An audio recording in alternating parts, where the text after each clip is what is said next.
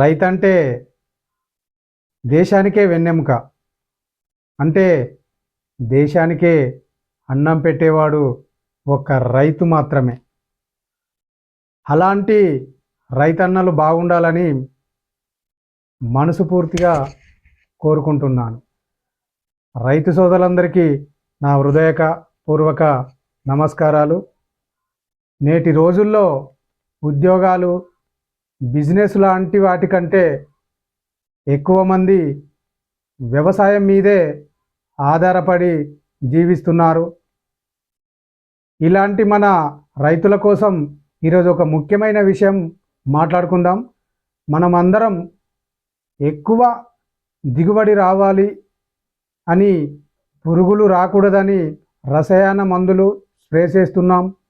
కానీ అదే మందులు మన భూమికి ఎంత నష్టాన్ని కలిగిస్తున్నాయో మీరు గమనిస్తున్నారా? అవసరానికి మించి రసాయన మందులు స్ప్రే చేయడం వల్ల మట్టిలో ఉన్న మంచి పురుగులు, సూక్ష్మజీవులు పూర్తిగా నశిస్తున్నాయి. దీంతో భూమిలో సహజ శక్తి తగ్గిపోతుంది. భూసారం క్రమంగా తగ్గుతుంది. భూసారం తగ్గితే ఏమవుతుంది? పంట దిగుబడి తగ్గుతుంది. తగ్గితే మళ్ళీ ఎక్కువ ఎరువులు, ఎక్కువగా మందులు వాడాల్సి వస్తుంది. దీంతో ఖర్చు పెరుగుతుంది, లాభం తగ్గుతుంది. చివరికి రైతే నష్టపోతాడు.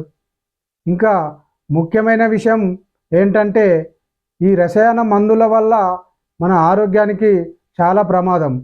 స్ప్రే చేసేటప్పుడు శ్వాసకోశ సమస్యలు, సర్మ్యవాదులు, దీర్ఘకాలంలో పెద్ద ఆరోగ్య సమస్యలు కూడా వస్తాయి. ఇప్పుడు పరిష్కారం ఏంటి? సేంద్రియ ఎరువులు. అవును రైతు సోదరులారా, ఇది నిజం.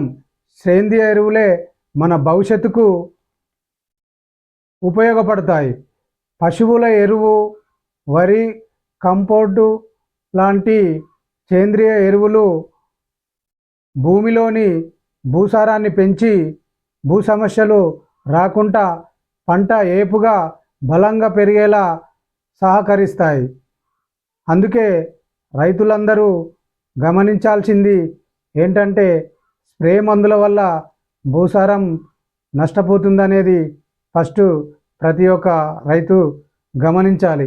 సేంద్రియ ఎరువులు వాడడం వల్ల పంట దిగుబడి పెరుగుతుంది, ఖర్చు తగ్గుతుంది, లాభాలు కూడా ఎక్కువగా వస్తాయి.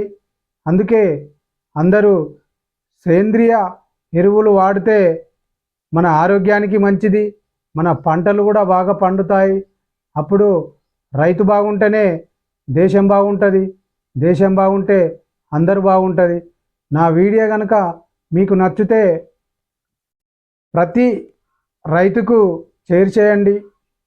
మరిన్ని వీడియోల కోసం నా ఛానల్ని సబ్స్క్రైబ్ చేయండి. ధన్యవాదములు.